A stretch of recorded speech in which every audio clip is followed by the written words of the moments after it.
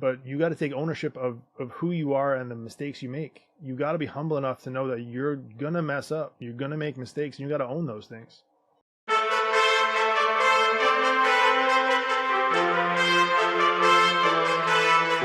Welcome again to the Prime Mover Podcast, where we ignite the engine of your success in faith, family, finance, and fitness. Join us as we explore the power of being a prime mover in both your professional and personal life.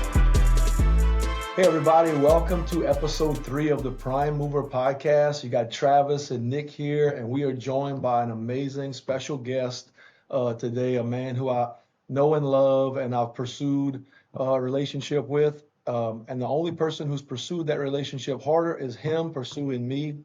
I'm glad to announce Jim Sabellico to the set today. How you doing, Jim? Good. I'm honored to be here in your presence. Honored to be on this episode, and I'm excited to be prime moving. So I'll start out by one asking you to kind of give us a little story about who you are, a CV, if you will, and then also maybe something about your personal life, family. I know that's that's important to me. So it's not just a business podcast here. I think you could be a prime mover, or we believe you can be a prime mover in every area of your life. So we'd love to hear a little bit about you, your family, your business stories, and tell everybody how they can, who you are, man, how famous you are. Sure. Yeah, I'd love to. So my name is Jim Sabellico. I am 37, living in New York, currently a father to 2 beautiful kids, Joseph and Marielle, a husband to my wife, Cassandra. That's first and foremost.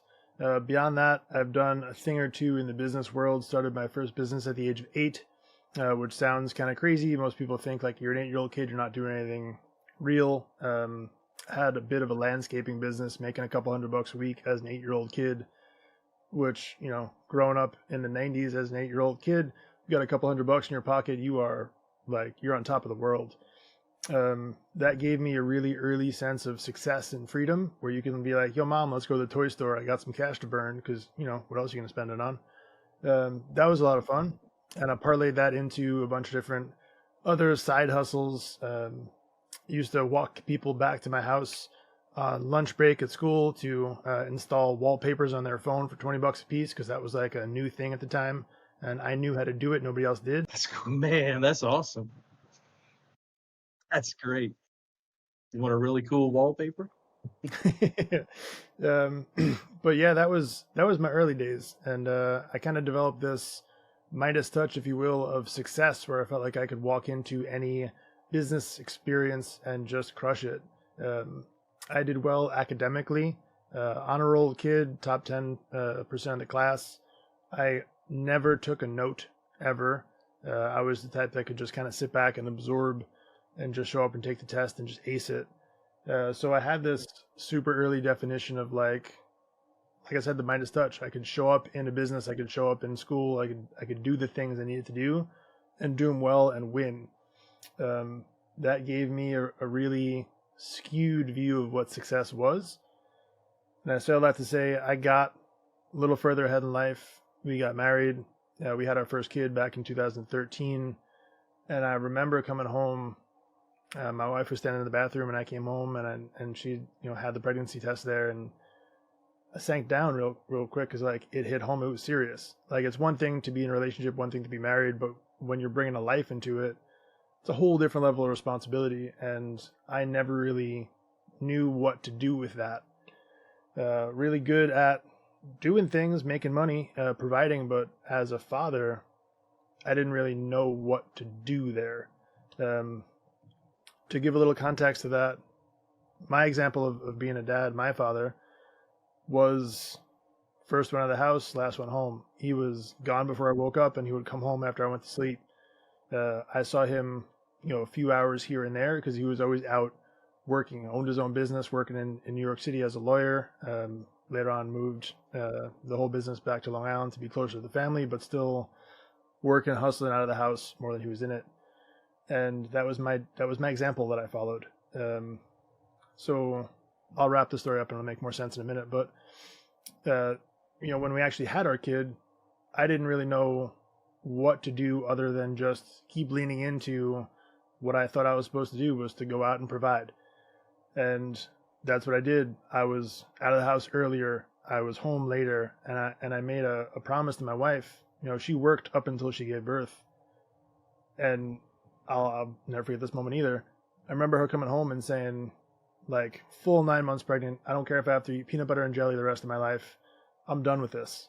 Right. And in the moment, obviously, she was just ready to give birth and get back to life as usual. But I was like, all right, cool, message received. I'm going to go out and I'm going to work harder and provide more so that you can, you know, be a stay-at-home mom, which in today's day and age, especially living up here, is absurd. But that's what I did. I left earlier. I came home later, and it used to be a badge of honor for me to post on Instagram, like 3 o'clock in the morning when I would leave the house. I would take a video out the front windshield of the car as I was driving, that nobody on the road, right? And this like badge of honor that I'm out here hustling and grinding harder than you before you even wake up. And October 9th, 2019, all that changed for me. 8:45 at night, I come home, and it's my son's birthday, 6th birthday. And like I said, 8:45 at night, I, to this day, couldn't tell you what I was doing working until that point in time, what was so important that I could not be home. But whatever it was at the time kept me out of the office because my priorities were just whack. And I came home and I was like, all right, well, let's sing happy birthday because that's, you know, what we're going to do. And my wife pulls out the cake, puts it on the table, and half of it's gone. I missed singing happy birthday to my son because I was prioritizing the wrong stuff. Right? I was out providing, doing what I thought I was supposed to do to be successful, but I'm standing there in front of a half-eaten birthday cake like a stranger in my own house. I've got no relationship with my wife. She's basically a single mom at that point because, yeah, while I'm providing, what good am I other than just being a bank account? I'm not showing up as a husband for support. I'm not helping with the kids. Like, I have no relationship with my kids at that point. I barely knew myself. I'm tremendously out of shape, overweight. Like, I am in the worst possible situation you could ever believe. And I realized in that moment that what I thought success was, right, when I thought success was how much you can sell, how big of a business you can build, how much money you can put into a bank account, meant absolutely nothing if you couldn't actually be there in the life that you built. So that's what I call my no half cake moment. And I made a promise to myself since that day to not have to come home and wonder how much of the cake I'm coming home to. So every freaking day when I open that door, when I come home, every situation I step into, every relationship I lean into, I want to make sure that entire cake, not a sprinkle is missing. I am going to be there for every freaking part of it. And that's a little background on who I am. Man, I've heard that story a couple of times, and it makes me emotional every time because I guess the first and foremost is when somebody remembers the moment, you know, when you remember the day and the time and the why and the date, you just know it's genuine. And so for me, I've heard the no half cake story. I even wrote it down. And so Jim, is that your podcast name? No Half Cakes podcast? Yeah. So I've done Jim's podcast as well. And so something that's significant when your life takes an amazing turn, so much so that the next chapters are geared towards that moment, and you begin to coin a message around that. That's a high value moment. You know, that's a miracle moment in my opinion. And you know, I'm looking at your shirt now and it says Barnabas, and you're such an amazing Barnabas to me. I have to know, where does God fit into that story? First is the short answer. Prior to that, not at all. So before then, my first pursuit was money. It was vanity, right? It's what I like to coin as like Babe Ben's bank account, right? The things that most people term as successful based on what we see on social media. I actually shared this the other day in a speech I gave. I was talking to a small audience, and It was back in that hometown where that business was, that I used to drive to at 3:00 in the morning. And I used to post videos of myself driving at 3:00 in the morning, 4:00 in the morning, in complete darkness. And I was proud of how hard I was hustling. And I made a change after that to realize that, like, the hustle for me and my own personal benefit and my bank account and how much stuff I could accumulate kept me in the dark.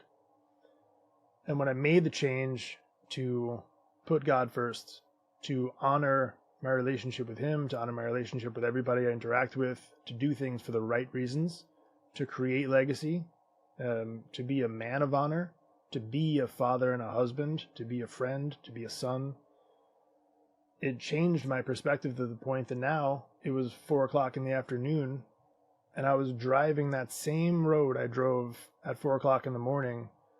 But man, when I tell you I have a picture of it I can share with you, the sunset that day, like just about almost the day, 4 years later, I was driving that same road, except this time in the light, man, and the sunset was freaking on fire.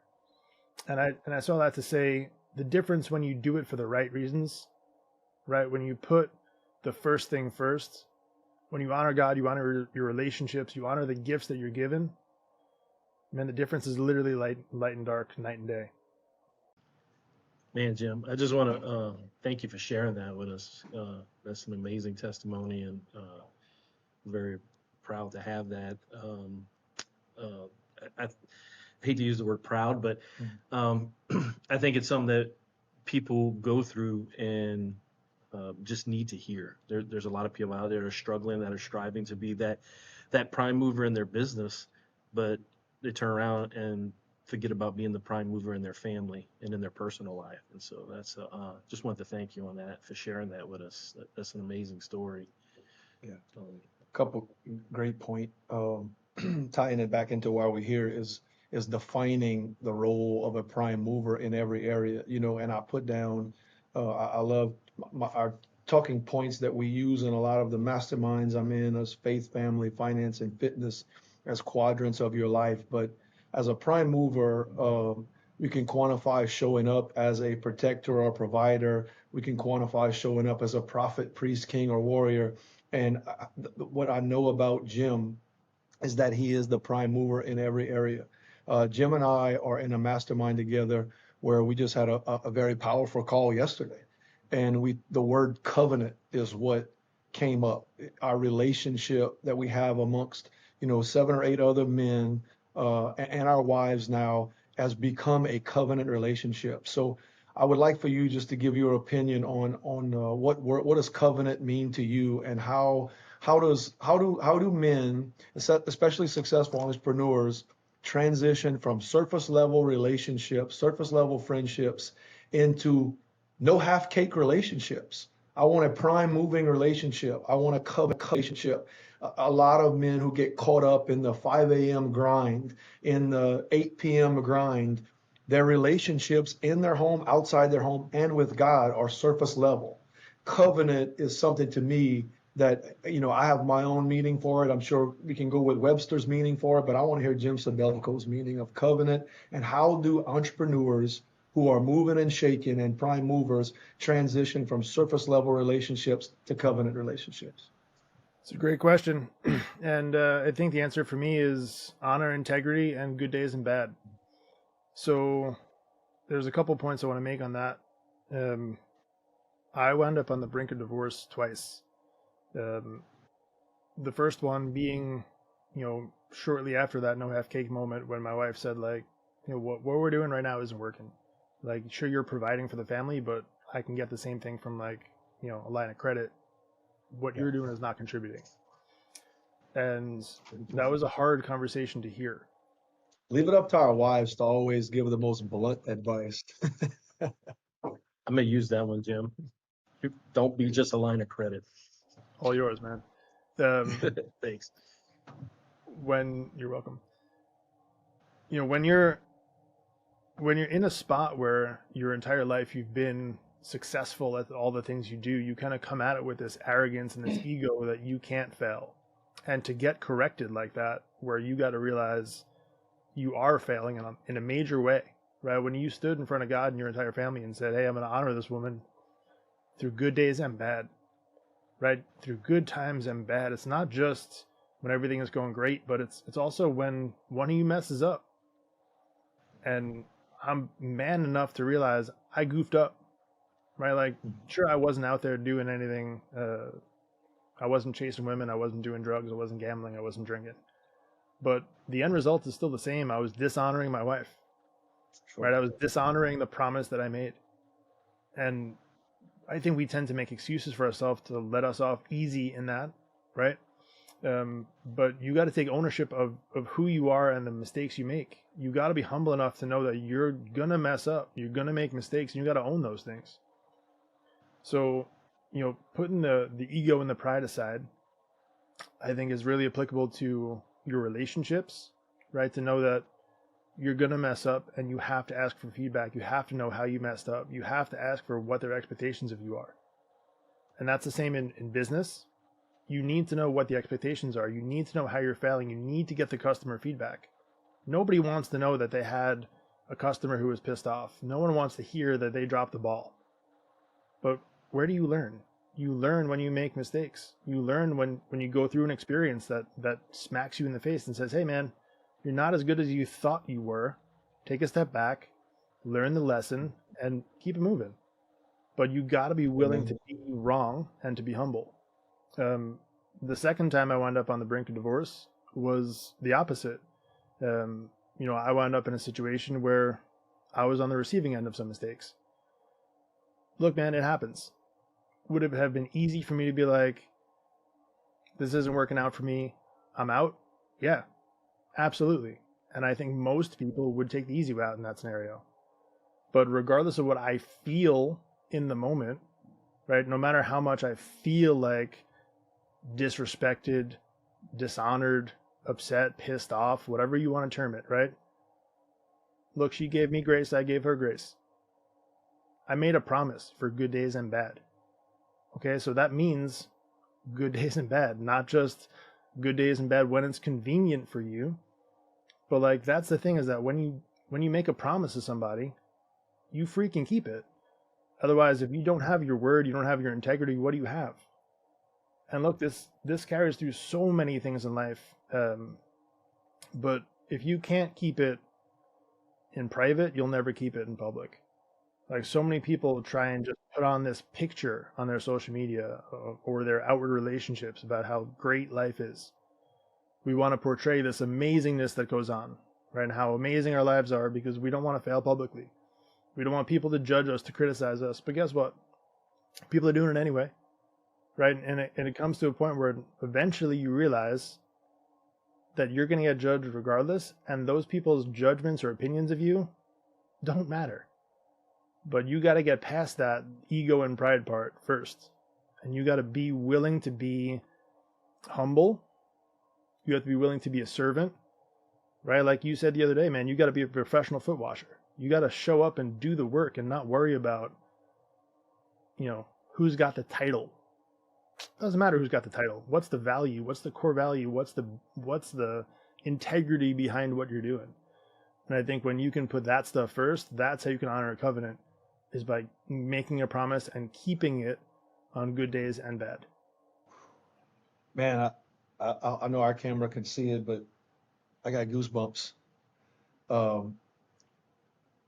If you are looking for a definition or an example or what a prime mover is, Jim Sabellico is that. I would like to surmise what he said in so many words. Is obviously integrity was a large part of what he spoke about, but the ability for a successful business owner to come out on a podcast with other business owners and not speak predominantly about business, but leading through vulnerability, that's a prime mover in my mind. That's 100% a prime mover, because vulnerability and honor will unlock those around you. A mentor of mine who's been involved in my life the last few years talks about honor unlocking. When you honor another man, you unlock something in him that he hasn't brought to light before. However, in my heart, I believe that vulnerability is the skeleton key to the castle. When you can become vulnerable and you have no shame in your game, and you're willing to get nude in front of other guys, spiritually and emotionally, of course, the best part of us will come out. And so vulnerability is what I believe to be the cornerstone of even Jim and I's relationship. I don't know if you agree to that, but we've been super vulnerable around each other. We're around men who will get super vulnerable. And that, to me, back to the first part of my question, that's how a covenant relationship is formed. That's how it's seeded. That's the foundation of it is, you can't be half caking around life, calling yourself a prime mover in every area. You got to show up and wash some feet. And so Nick and I actually had that conversation yesterday. Yep. This has been, the foot washing thing has been something that's transcended almost every arena over the past few days, because when you boil it down, there's no form of leadership that is long-lived or transcends your career, your lifespan, or anything that doesn't begin with your vulnerability and ability to wash the feet of those who you ask to follow you, if that makes sense. Oh yeah, absolutely, man. I want to add two things to that, if I could. Number one is, I think a large part of our relationship is also intentionality, because I'll speak for myself, and I believe this of you too. I have zero intentions of our relationship other than honoring you and pouring into you and seeing how we can multiply each other, right? If I approach this relationship where I said, man, I'm going to reach out to this guy and foster a relationship because I'm looking to buy a generator and I want a family discount on it, right? Which is common. This wouldn't work. No discounts. Unfortunately, yeah. But the intentionality behind how you do things, I think, really carries over into business as well. And you see the people who have intentions of genuinely helping the people that they serve as customers, those people do well. The people who try and lie, steal, and cheat to get out in front and market to and really try and hook people into this deal which doesn't actually serve the customer, ultimately don't do that well, right? So it's about the intentionality of the relationship, and that holds true in personal relationships and business relationships. Absolutely. I think, if people who are following podcasts, or anybody who this podcast or Jim's podcast would speak to, it's in a genre of its own, I believe. I think there are business podcasts, there are spiritual podcasts, there are leadership podcasts, but I don't know of many biblical, spiritual, entrepreneurial leadership podcasts. So if that demographic fits you, everything that we just said, exactly what he said, I was going to give you a shake and say, hey, man, we don't do discounts, no half cakes on generators here. But, at the end of the day, what he said was, when you lead to foster a relationship, what's the value exchange? If you lead through providing value, asking for nothing in return, then no one ever asks you for a discount.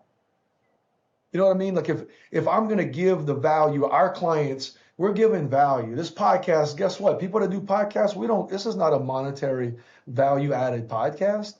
This is men who are being vulnerable, getting out there and sharing a message to unlock other men. People can easily say, oh, this guy's getting on a podcast, that's egotistical. I view that differently. I view that as, I'm out searching for covenant relationship. Relationship knows no boundary to me. There's no global proximity on a relationship that is built on a value exchange. So, truth be told, Jim and I could be doing business together in many ways, but that's not how it started. My hope is that I do business with Jim and Jim does business with me as a byproduct of a value exchange and a covenant relationship. So if there's any coin that I could drop on anybody about building relationships, I'm going to talk about him later on when I talk about a book, but Patrick Bet-David is a guy who I love, and he doesn't even know he's a mentor to me. But he talked about how, when he hit 9-figure net worth salary and he gave his life to Christ and he began valuetainment and all these things that he's doing, people would come up to him and say, hey man, can I get on your podcast? Or hey man, can you do this for me? And he was talking to young entrepreneurs and saying, man, that is not the way to start a relationship.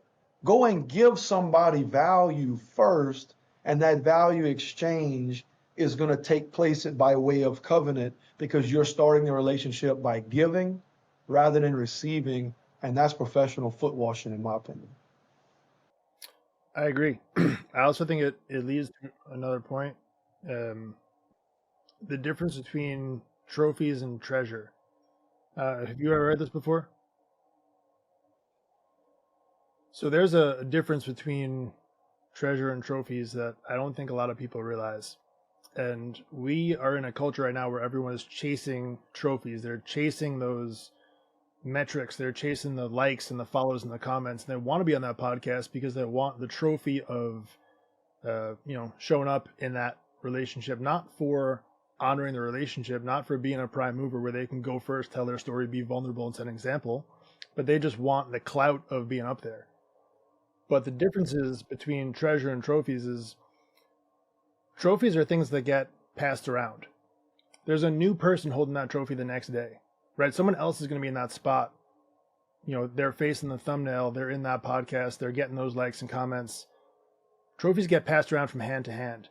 It might feel good in that moment, but it doesn't last long, right? But when you pursue the treasure, right, the treasure you keep, you hold on to, there's value in that. And we got a culture that's so addicted to chasing trophies instead of treasure, right, that we got to flip the script. We have to be the ones to say, hey, man, I don't really care if 3 people watch this podcast episode and you and I have never make $1 off of it. If those 3 people get some value and they become prime movers in their own life and they go out and they influence change, job done, man. We're good. Yeah, no, I agree. I mean, look, we're episode 3, so I'm hoping 3 people watch. But if it's one person watching, if 3 of us, if nobody's watching, There we go. if nobody's watching, I'm getting value from this. I like being in rooms with other prime movers, using technology even to get in the room. It's 2024. So speaking of technology, I'd like to transition a little bit if we can. We 30 minutes in, so I want to go ahead and transition to talk about business. I want to talk about what's your the main thing in your entrepreneurial life, and maybe even some. I understand you have like a subscription dog treat box business. I want to hear, in maybe 3 to 5 minutes or something, talk about what pays the bills for Jim Sabellico from a monetary value, because I know your honor, integrity, intentionality is what pays the spiritual bills, but I want to know what pays the financial bills. I want people who want a little bit more entrepreneurial spirit. I want them to be fed as well. So. Sure. Yeah, I'd definitely love to talk on that. So I have few different businesses at this point, which are top level for me. The main one that I would say is a business called Heartcore Growth. Like a play on hardcore, but heartcore. It used to be called, for 12 years, J. Lewis Technology. And that started out because my middle name is Lewis, so it was a fancy way of using my name and putting that at the center of what we did. And it was web design, marketing, that sort of thing for any business in the world. We would show up if you had a cheese store and you needed a website done, you called us up, we made your website, we kept it moving. But it got to a point where that became unfulfilling because I don't want to just be another guy who sells websites. And we had a bit of a conversation internally about how do we do this our way, not just be another digital agency, not just be another website guy, but how do we do this with our heart and passion and our values and put that first and foremost. And I understand it might rock some people in an uncomfortable way, but we're going to do it our way because there's no other way to do it. So we rebranded last year to Heartcore Growth and put our heart and our intentionality and our core values front and center in everything we do. We no longer take on random customers who just need a website done. We build long-term relationships and partnerships with people who are looking to do good for people. And we only work with people who are giving back in some way, shape, or form, either to their customers, their community, or any other way, shape, or form to positively benefit culture. We get involved from a standpoint that we are there through business and personal. So when we build those relationships, it's not just, hey, can you build us a website and then keep it moving? No, we're there to build the website and then have the conversation with you personally on, hey, how was your weekend? How's your relationship with your wife going? Because we believe that strong people build strong businesses, and businesses are just an exchange of value between people. So if we don't solve the people problem first, no matter what we do from a marketing standpoint, a user experience website, no matter what, it's not going to work. And we put a lot of the personality and care and love and heart into that, which is really uncommon and really hard to sell, honestly, because most people are not looking for that. And so they get that and realize, man, this hits different, right? Because you're not hiring some random dude to build your website and then you're never going to talk to him again, right? You're building that relationship with someone who's going to know and trust every part of your internal organization to really bring out the story, bring out the interaction, right? So for you guys, for example, we're not looking at how do we sell more generators. We're looking at how do we connect with the people who need it to make sure that their grandma who's on life support is always going to have a stable electric supply, right? We're looking for the story behind it and how does it impact people in a way other than just profit. That's the crux of what I do. So go ahead. Oh no, I was going to say I love that. I mean, obviously it speaks to me. Yeah. In my Speaks background. to our core values. Speaks to our core values here. Man, I just like the way that you kind of talk about being concerned about the business owner beyond whether or not you're getting that ROAS, whether or not they're getting that return on investment. I think that is a huge benefit or huge value that you can't really put a price tag on it. And so, because once people understand that you're there to provide, you're there to provide them beyond just, hey, this particular service, this website, this design, this marketing. Mm-hmm. I think that relationship grows, and it'll bring you places that you never thought, to be honest. Yeah, that idea and concept from the heart is atypical of what's common in society today. I think it speaks a lot to when Jim on October 9th, 2019, when his life changed and the leading determinant disciplines in his life was getting up early, grinding over Grayson, and getting out on the road.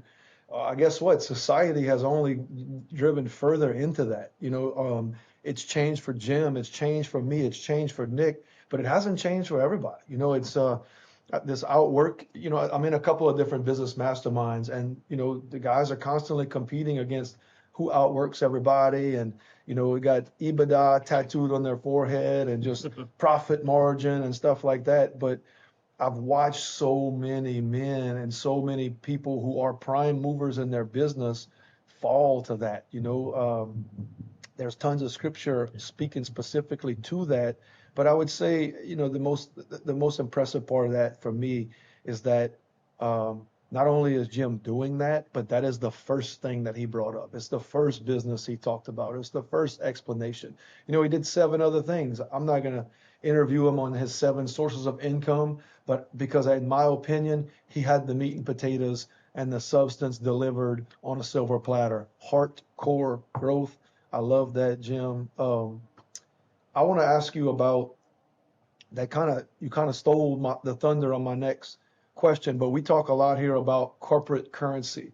Inside of our business, what does currency look like that's not actually dollar exchange? It may be value exchange. Or if you are explaining to a young entrepreneur who wants to do it right, who's already a prime mover, who may have a lawn care company, and as soon as he graduates high school, is stepping out to bigger and better things. Or maybe somebody out there on a car lot who's mastered the art of sales and wants to get out there. What is the corporate currency that young entrepreneur can look for and even maybe develop inside of their first venture? Relationships. I think relationships are the big thing there. And I'm going to go a roundabout way of answering this, but let me say this for people who need to hear it. A lot of people look for money as the primary thing they focus on because they feel like money is the thing that they need to operate in life to get the things that they want. But I believe you'll understand this and agree. When you build relationships with the right people and the right intentionality, most of the people who have the things that you want will freely give them to you because of how much they freaking love you and honor you for who you are in their life. And we miss that connection somewhere along the line, where we think the only way to get the things that we need in life is by exchanging our time and our energy for pieces of paper to then hand to someone else who we don't even know to get stuff. Right? But when we stop thinking that that's the only way to transact, the only way to operate, the only way to get things accomplished in life, we realize that there's another form of currency called relationships, where we can intentionally pour into other people and lift them up and do the right thing and honor them, and realize that if I need something, I can go call up 48 other people and they'll give me whatever I need without even asking, hey, here's the financial aspect of it. But that doesn't come from just calling them up and asking for a favor. It comes from intentionally pouring into those relationships first. So for someone who's looking to start growing and start figuring out, hey, how do you take this to the next level? You put this to a point where you honor the relationships that you're getting into, whether that's someone you're selling a car to, whether that's someone whose grass you're cutting, because you realize you're not just cutting their grass. You're affecting how people in the neighborhood see them and their property. You're not just selling them a car, you're affecting their ability to get safely to and from work or to their kids' soccer practice. So if you don't honor the relationship that you're putting in and the time and the energy and the heart that you're putting into every person you come across, you're doing a disservice. And people got to stop being so short-sighted with the fact that it's not just the dollar you take home at the end of the week and what you can spend it on, but looking long-term and realizing, hey, how do you interact with people in the world to a spot that positive karma, that energy comes back to you in ways that you'll never even fathom. But relationships first. Jim, just as you're speaking, one of the things that pops in my head is you kind of talked about before you came to the realization that you worked hard, you were a hard worker, you were up before everybody. And when you started realizing the value of relationships, I wonder if you can just speak to like relationships in general. Like, how often do we say, man, I work hard at my relationship. I get up before everybody else to make sure my relationship is where they need to be with my wife, my spouse, my kids, my friends. And with God. And with God. Yeah. Yeah, we never do that. I mean, I do it currently, but historically speaking, never, because it's just a thing that you take for granted. And I think especially a lot of people who are in that entrepreneurial spirit tend to wear a lot of different hats, tend to be first and foremost a firefighter, where they're jumping around day to day to put out whatever's on fire the biggest. And oftentimes our relationship with faith, our relationship itself, our relationships at home tend to suffer because they go unnoticed. What happens is the employee, the angry customer, the bill, whatever else becomes the bigger fire first. And you focus on those things until you just got nothing left. You come home, you muster through the rest of the day, you fall asleep on the couch, you wake up and do it all over again. Next thing you know, it's been 15 years and you've got no relationship, you've got nothing but what? You got some dollars in the bank, cool, but there's nothing left. So yeah, it's a great question. And I think the more that you put that as the focus first, which is really hard because it doesn't always necessarily provide that like quantitative fruit right away. It's hard to see because there's no scoreboard for that. But it's super important. Man, he brought the fire. We got to get you back on, dude. Same as we did 2 days ago. We're gonna go through our Energizer round of questions, if that's all right with you. Take the next few minutes. So I'll start with, what is your life verse? What's your scripture that you have tattooed on the memory of your heart that you live and die by? I'll give you two technically, because one of them isn't really. Number one is lean not on your own understanding. I think too many of us try and do us first, and we try and will our way through things, and we try and figure it out on our own. Especially being an entrepreneurial spirit, you got a lot of that feeling like you got to be the one to solve the problems. And when you get out of that mindset and you realize that it's not about you, right? I think you realize that a lot of your problems go away too. My other, which I'd be remiss if I didn't mention, is a rising tide lifts all boats, which you can see over my shoulder here is not just a thing that I put on the shelf to look nice. It's literally It's a life motto. I know this is an Energizer question, so I'm guessing this is kind of fast, but if I can get a minute of your time, I want to share this. I call them Energizer questions because I want to energize our audience. So, don't take your time, man. All right. So this is visual. I don't know if you've ever really heard or seen the story behind this tattoo I wear proudly on my arm. All right. So let me take you through this real quick, because this is a depiction of what the sign over my shoulder means to me. This is something I drew up about 6 years ago. And I'll walk you through the meaning of it, because it's called The Rising Tide Lifts All Boats. And what it really is it's the sacrifice of the generation before us to raise the tide for the next generation, and the responsibility that I feel as a father to do the same. So, coming right from the top, we got these rays of light, right, represents the sacrifices that Jesus made for us, right? So starting right at the top. I've got my father-in-law back here as a bald eagle who passed, just kind of watching over us. This boat right here is an actual picture of the boat that my great-grandfather came over from Italy on as a 13-year-old boy by himself. So can you imagine being a 13-year-old kid hopping on a boat, knowing nobody, coming into America and starting a life? 13-year-old kid taking that trip by himself, no money, knows nobody, but made the sacrifice to go and do that, to start a generation here in America. This next boat here is an actual picture of the boat that my grandfather served in World War II on. He was in the Navy, served in World War II, and the sacrifices, he actually was lined up to be drafted by the Yankees, had to skip that opportunity to go serve in the war. That's a tremendous opportunity that he had to pass up on to go do his duty to protect his country. Kind of going further down, this is an actual picture of my two kids that I took in Montauk, which is at the end of Long Island. Montauk is a place that my father always took me as a kid, and we still go every year. And it was a family vacation that we've been going on now pretty much 60 years straight since his father took him there. But what it represents is it represents my two kids.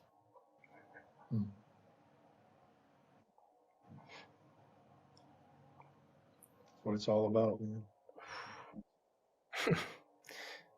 What it represents is my two kids standing on the shoreline, looking out at the sacrifices their fathers made before them to raise the tide.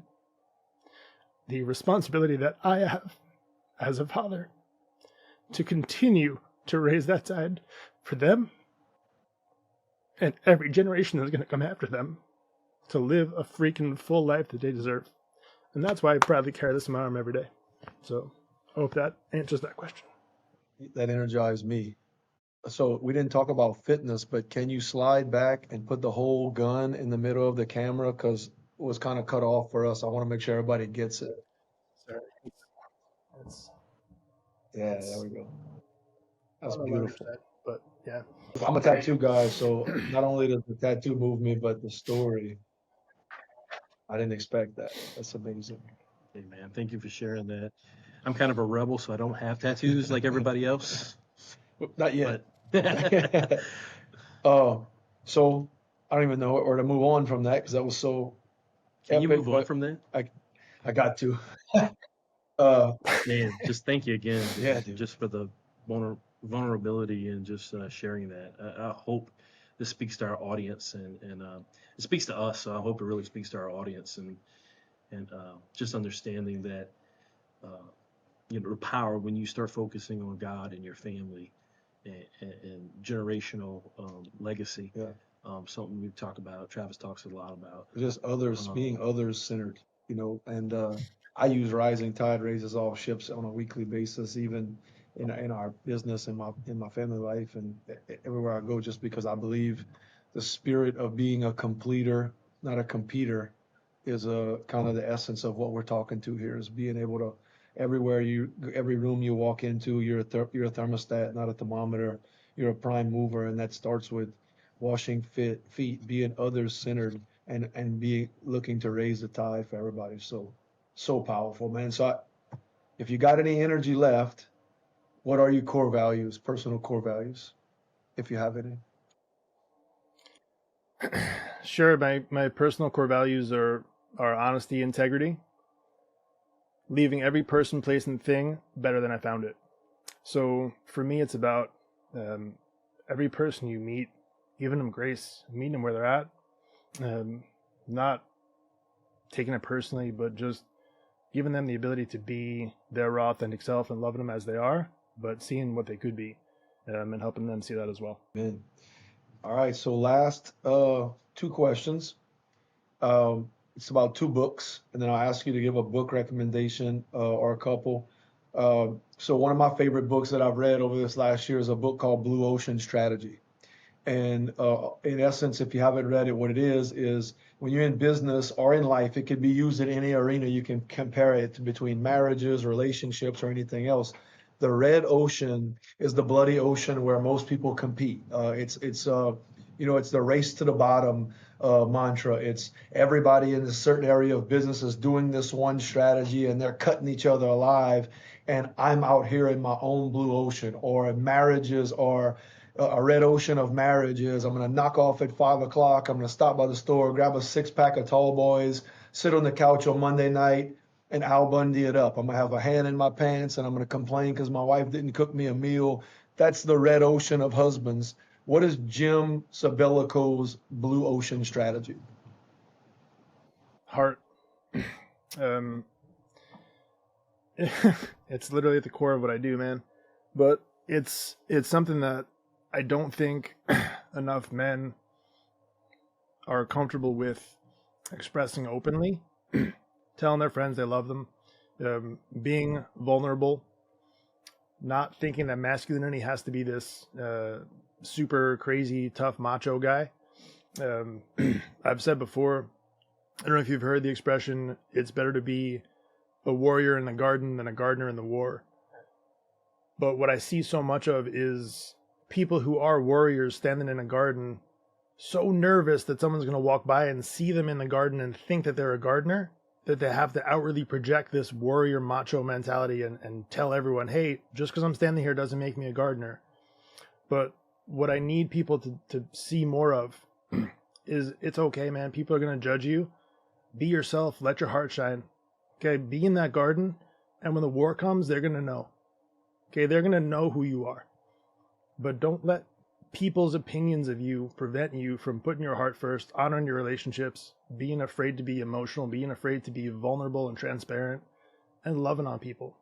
We need less people to be this macho facade that they put on and stop pushing down their emotions and their struggles and just freaking be real people. And that's what I personally try and emulate as much as I can, and I wish more people would too. Man, I just wrote down, I take notes, and of course I normally can't read my handwriting afterwards, so maybe that's the root cause of filming a podcast so I could remember this, but I wrote down, this is 5-star. Like, my last Energize Around question is, what does showing up as a prime mover look like to Jim Sabellico? Well, let me just say the last 51 minutes have been the definition, the culmination, the admonition, and the intentionality of what a prime mover actually means. So I'll close by, I'll ask you at the end, think about a book recommendation. But one of my favorites, again, I'm coming off of a year where I read about 25 books this year, and I have the same thing. I have another 25 on my target list for this coming year. But Your Next 5 Moves was a major book for me in my life, and I'm using that scenario on a daily basis. So, man, straight from the heart, which is how you roll. Talking to a young husband, young entrepreneur, young go-getter. What's your next 5 moves? How do you transition to a prime mover? What's your first 5 moves? I guess we'll think about it in real time here. So number one, are we talking my first personal 5 moves, or are we talking about someone in general? Anybody, recommendation? Hey, I want to live in hardcore growth. I want to have a no half cakes life. I want to be a prime mover. What's the first 5 things I got to do, Jim? You have to drop the ego and pride. That's number 1. Okay? Drop the ego and pride. You got to know absolutely who you are at the core. Not who society thinks you are, not what mask you put on this morning, but you got to know who you are. You got to get clear on whose you are. Okay, you got to understand what your purpose is in life and what mission you've been put here to do. You have to get real clear on the fact that you can die tonight, if not sooner. Okay, you have to have a utmost sense of urgency that you woke up this morning. Freaking take advantage of that fact and don't waste the opportunity. Okay, and you have to be kind. I know that might not be the fifth answer you thought of, but kindness is something that I think we lack a ton of. We got so many people who are operating in a spot right now where we are missing that feeling, right? I say a lot of times people need to feel loved, seen, heard, and appreciated. And a lot of that resonates around being kind to one another. Not easy to judge, not easy to critique, not easy to call out our weaknesses and our soft points with the wrong intentionality, right? I'm all for you calling out my weaknesses and my areas that I can grow on with the right intentionality, but cutting each other down to try and make our building a little bit taller is not how it's going to get done. Yeah, man, that's amazing. Like we've always said that I can go to anybody, a brother in love, and if it's in love towards that brother to help him grow, that's how we can address and correct and guide. But if it's just to tear down or break, man, I'm with you 100%, Jim. Like this, there's no need for that. There's a reason why loving comes with grace and truth, and it's in that order. So, Jim, I love you, man. You're a tremendous example of grace and truth for me. Just so many nuggets here, guys, ladies and gentlemen, or anybody watching. Living a no half cakes lifestyle. Gave you your next 5 moves.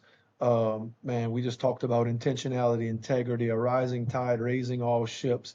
This is the language that a covenant relationship speaks in.